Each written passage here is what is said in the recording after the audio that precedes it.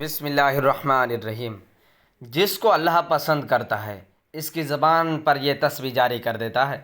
حضرت محمد صلی اللہ علیہ وآلہ وسلم نے فرمایا یہ تسبیح زیادہ سے زیادہ پڑھو۔ محترم ناظرین، ہمارا آج کا وظیفہ ایک تسبیح کا وظیفہ ہے۔ حضرت محمد صلی اللہ علیہ وآلہ وسلم نے فرمایا کہ یہ تسبیح زیادہ سے زیادہ پڑھو، کیونکہ اللہ تعالیٰ کو یہ تسبیح بہت پسند ہے اور اللہ تعالیٰ اپنے خاص بندوں کو یہ تسبیح پڑھنے کی توفیق عطا فرماتا ہے۔ اللہ تعالیٰ جس بندے کو پسند کرتا ہے اس کی زبان پر یہ تسبیح جاری کر دیتا ہے اور اللہ تعالیٰ اس کی تمام جائز خواہشات کو پورا کرتا ہے۔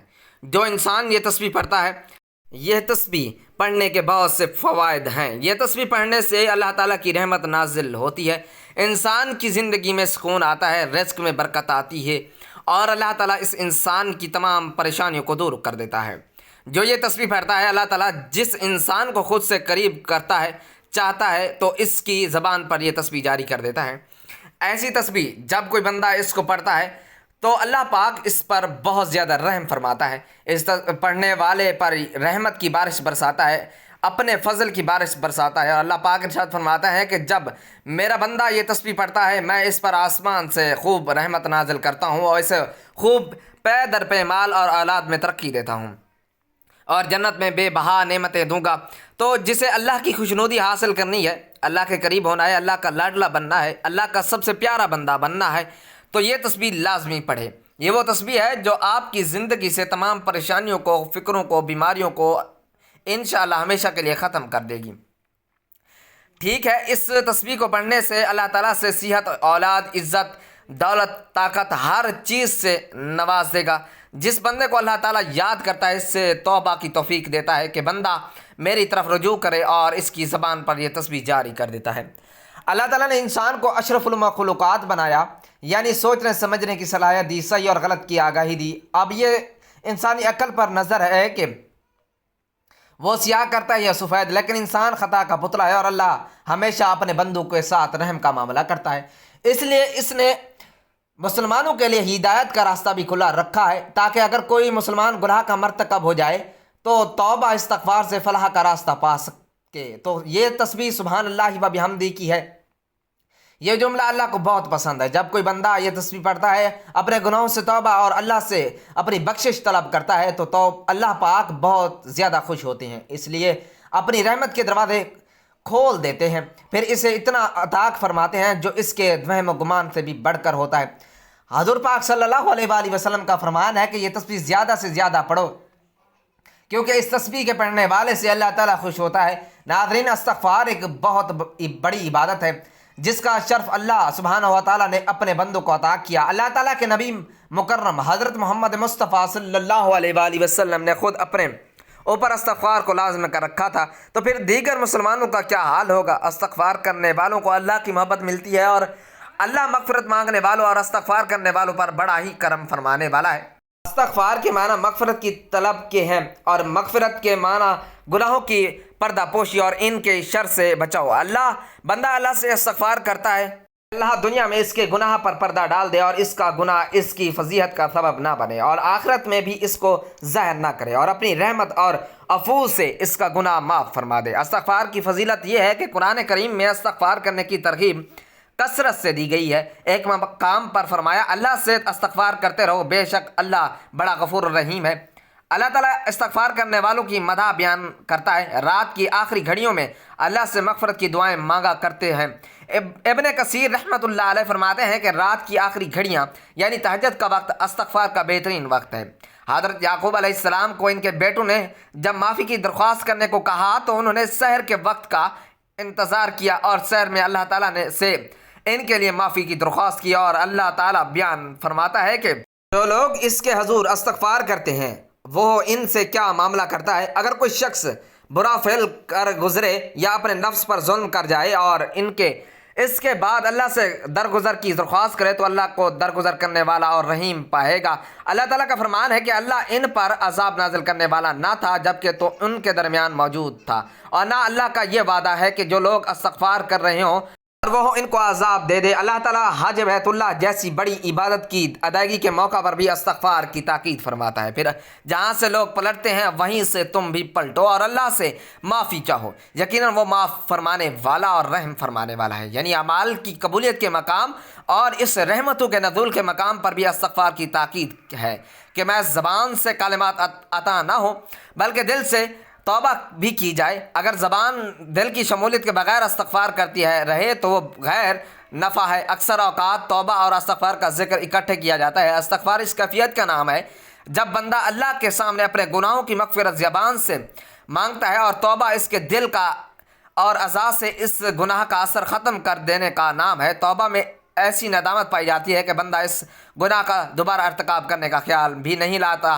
اور اسے اپنے اعمال کے دفتر سے بھی مٹا دیتا ہے۔ چاہے استغفار کا حکم دعا کا ہے، اللہ رب العالمین قبول یا رد کر دیتا ہے، اور جب دعا منکسر المزاجی سے مانگ دی جائے اور بندہ عفو کا طالب ہو تو رب کریم اس کی مغفرت فرما دیتا ہے۔ استغفار کرنے والوں پر رب العالمین نعمتوں کا دروازہ کھولتا ہے۔ اللہ تعالیٰ کا ارشاد ہے اور یہ کہ تم اپنے رب سے معافی چاہو اور اس کی طرف پلٹ آؤ تو وہ ایک مدت خاص تک تم کو اچھا سامان زندگی دے گا اور ہر صاحب فضل کو اس کا فضل عطا کرے گا۔ یعنی آخرت ہی میں نہیں، اس دنیا میں بھی مستغفرین کو مال و متاع عطا کیا جاتا ہے، اور صرف فرد ہی نہیں بلکہ قوموں کی زندگی بھی بدل دی جاتی ہے۔ اللہ تعالیٰ کا یہ حکم حضرت ہود علیہ السلام نے اپنی قوم کو سنایا، اور اے میری قوم کے لوگو اپنے رب سے استغفار کرو پھر اس کی طرف پلٹو، وہ تم پر آسمان کے دہانے کھول دے گا اور تمہارے موجودہ قوت پر اور قوت کا اضافہ کرے گا۔ مجرموں کی طرح منہ نہ کھولو اللہ کی نافرمانی کرتے ہوئے جو قوم اپنے برے انجام کی جانب چلی جا رہی ہو۔ اگر وہ اپنی غلطی کو محسوس کر لے اور نافرمانی چھوڑ کر خدا کی بندگی کی طرف پلٹ آئے تو اس کی قسمت بدل دی جاتی ہے، اس کی مہلت عمل میں اضافہ کر دیا جاتا ہے اور مستقبل میں اس کے لیے عذاب کی بجائے انعام، ترقی اور سرفرازی کا فیصلہ لکھ دیا جاتا ہے۔ نافرمانوں کے لیے استغفار اذن رحمت ہے۔ قرآن کریم میں نافرمان قوموں کو استغفار کرنے کی ترغیب دی گئی ہے۔ ارشاد ہے، دیکھو اپنے رب سے معافی مانگو اور اس کی طرف پلٹ آؤ، بے شک میرا رب رحیم ہے اور اپنی مخلوق سے محبت رکھتا ہے۔ یہ اللہ تعالیٰ کی اپنی بندوں پر بڑی عنایت ہے کہ وہ جب بھی اپنے افعال پر نادم ہو کر اس کی جانب پلٹتے ہیں اور استغفار کرتے ہیں تو وہ انہیں اپنے وسیع دامن رحمت میں سمیٹ لیتا ہے، کیونکہ اپنی پیدا کی ہوئی مخلوق سے وہ بے پناہ محبت رکھتا ہے۔ اللہ تعالیٰ نے بندوں کو خود بھی استغفار کرنے کی تلقین کی، پیغمبروں نے بھی اللہ تعالیٰ سے مغفرت کی سفارش بھی کی۔ حضرت یوسف علیہ السلام کے بھائیوں کا معاملہ جب کھل گیا تو انہوں نے والد سے کہا کہ ہمارے لیے اللہ سے معافی مانگے۔ سب بول اٹھے، ابا جان آپ ہمارے گناہوں کی بخشش کے لیے دعا کریں، واقعی ہم خطا کار تھے۔ اس نے کہا میں اپنے رب سے تمہارے لیے معافی کی درخواست کروں گا، وہ بڑا معاف کرنے والا اور رحیم ہے۔ ابراہیم علیہ السلام نے بھی اپنے والد کے لیے استغفار کرنے کا وعدہ کیا تھا۔ ابراہیم علیہ السلام نے کہا ممکن ہے کہ آپ کو میں اپنے رب سے دعا کروں گا کہ آپ کو معاف کر دیں، میرا رب مجھے پر بڑا مہربان ہے۔ اور کہتے ہوئے انہوں نے باپ کو یہ بھی بتا دیا تھا کہ میں آپ کے لیے معافی ضرور چاہوں گا اور میرے اختیار میں کچھ نہیں کہ میں آپ کو اللہ کی پکڑ سے بچا لوں۔ حضرت ابراہیم علیہ السلام نے انتہائی میں محتاجی لہجے میں اس وعدے کے مطابق دعا کی تھی، مگر جب آپ علیہ السلام کی نظریں اس جانب گئیں کہ ان کا باپ تو کھلم کھلا خدا کا باغی ہے تو وہ اس دعا سے بھی باز آ گئے اور ایک سچے وفادار مومن کی طرح انہوں نے باغی کی ہمدردی سے صاف صاف انکار کر دیا۔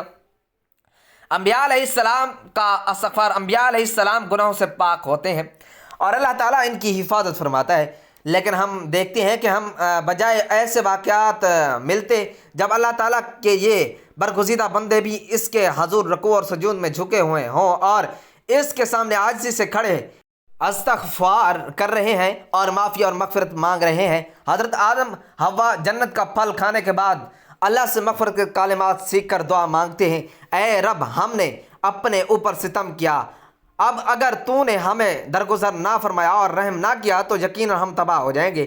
حضرت نوح اپنے کافر بیٹے پان میں ڈوبتے دیکھ کر اللہ کو پکارتے ہیں کہ میرے گھر والے ڈوب رہا ہے، اور اس نازک نفسیاتی موقع پر اللہ کی جانب سے احساس دلایا جاتا ہے کہ وہ تو ایک بگڑا ہوا کام ہے، اور حضرت نوح گڑ گڑا کر دعا مانگتے ہیں، اے میرے رب میں تیری پناہ مانگتا ہوں اس سے کہ وہ چیز تجھ سے مانگو جس کا مجھے علم نہیں، اگر تو نے مجھے معاف نہ کیا اور رحم نہ فرمایا تو میں برباد ہو جاؤں گا۔ ایک حدیث میں آپ صلی اللہ علیہ وآلہ وسلم فرماتے ہیں کہ گناہ سے صحیح اور پختہ توبہ کرنے والا شخص ایسا ہے کہ گویا اس نے گناہ کیا ہی نہ ہو۔ اللہ تعالی ہمیں توبہ استغفار کثرت کرنے کی توفیق عطا فرمائے، آمین۔ ناظرین، کچھ اذکار ایسے ہوتے ہیں جو صرف زبان سے نہیں بلکہ دل سے ادا ہوتے ہیں، اور ایسے الفاظ جب کسی بندے کی زبان پر خود بخود جاری ہونے لگیں تو سمجھ لیں کہ رب اس سے راضی ہے، اسے پسند کرتا ہے، اس کے دل کو نور سے بھر رہا ہے۔ بہت کم لوگ ایسے ہوتے ہیں جن کی زبان پر یہ خاص تسبیح ہر وقت جاری رہتی ہے، اور حیرت کی بات یہ ہے کہ یہ وہ لوگ ہوتے ہیں جنہیں خود بھی خبر نہیں ہوتی ان کی زبان اللہ کے ذکر سے کتنی تر ہو چکی ہے۔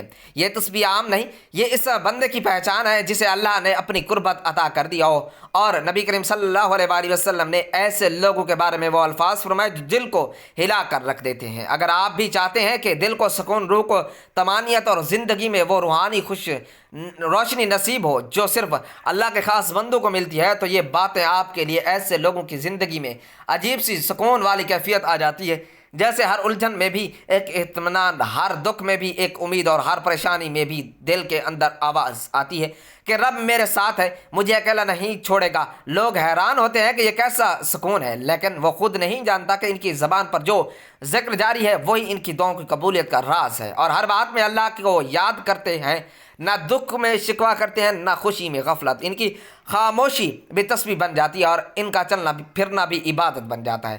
ایسے بندے جب کسی محفل میں بیٹھتے ہیں تو ان کی موجودگی سے دل کو سکون ملتا ہے، جیسے روشنی کی کرن دلوں کو چھو جائے۔ ان کی دعا صرف اپنے لیے نہیں بلکہ امت کے لیے ہوتی ہے، اور یہ وہ لوگ ہوتے ہیں جنہیں رب سن لیتا ہے اور اپنے زندگی کا رنگ سے سب الگ ہوتے ہیں۔ ناظرین، کبھی کبھی انسان اپنی زندگی کے سب سے بڑے مسائل کا حل صرف ایک جملے میں پا لیتا ہے، لیکن وہ جملہ تب تک اس کے دل میں اترتا ہے ہی نہیں جب تک دل کا دروازہ اللہ کی طرف سے نہ کھلے۔ کچھ الفاظ ایسے ہوتے ہیں جنہیں سن کر دل کانپ جاتا ہے، آنکھوں میں نمی آ جاتی ہے، اور روح خود کو گواہی دیتی ہے کہ یہ سچ ہے کہ تسبیح بھی ایک ایسا ہی راز ہے جو ہر کسی کو نہیں ملتا۔ صرف وہی لوگ اس طرف راغب ہوتے ہیں جنہیں اللہ ہدایت کے لیے چن لیتا ہے۔ دل کے اندر سے بے قراری ایک طلب پاتی ہے کہ میں بھی وہ الفاظ اپنی زبان پر جاری رکھوں جن سے دلوں کو اطمینان اور زندگی کو برکت نصیب ہوتی ہے، اور یہ بے قراری ہی اصل نشانی ہوتی ہے کہ اللہ تعالیٰ آپ کو اپنے قریب بلا رہا ہے۔ تو جب انسان کو ایک بار یہ احساس ہو جائے کہ رب کی طرف پلٹنے والا راستہ یہی ہے، تو پھر وہ دن رات ایک کر دیتا ہے، پھر اسی نور کے لیے، اسی طلب کے لیے اور اسی تسبیح کے لیے جو اس اللہ کے محبوب بندوں کی صفت میں لے آئے، تو یہ تسبیح ان بندوں کی زبان پر جاری کر دی جاتی ہے جنہیں اللہ تعالیٰ خاص یاد کے لیے منتخب فرما لیتا ہے، اور اس کا جاری ہونا اس بات کی علامت ہے کہ بندہ اللہ کی رضا کے قریب ہو چکا ہے۔ نبی کریم صلی اللہ علیہ وآلہ وسلم نے فرمایا، سبحان اللہ و بحمدہ وہ کلمات ہے جو زبان پر ہلکے میدان پر بھاری اور اللہ کو بے حد محبوب ہیں۔ اس تسبیح کو روزانہ کم از کم 100 مرتبہ دل کی توجہ اور یقین کے ساتھ پڑھنا ہے۔ ایسا عمل ہے جو انسان کو نہ صرف اللہ کے محبوب بندوں میں شامل کرتا ہے بلکہ دنیا میں عزت، رزق، شہرت، صحت اور سکون جیسی نعمتوں کا دروازہ بھی کھول دیتا ہے۔ یہ تسبیح غربت میں کشادگی، بیماری میں شفا اور دل کی بے سکونی بھی اطمینان بن کر نازل ہوتی ہے۔ یہ الفاظ برکت کے دروازے کھولتے ہیں اور ایسے ذرائع پیدا ہوتے ہیں جہاں انسان سوچ بھی نہیں سکتا۔ یہ تسبیح نہ صرف ناممکن کو ممکن بناتی ہے بلکہ انسان کی زندگی کو سراپا نور، پاکیزگی اور عزت سے بھر دیتی ہے۔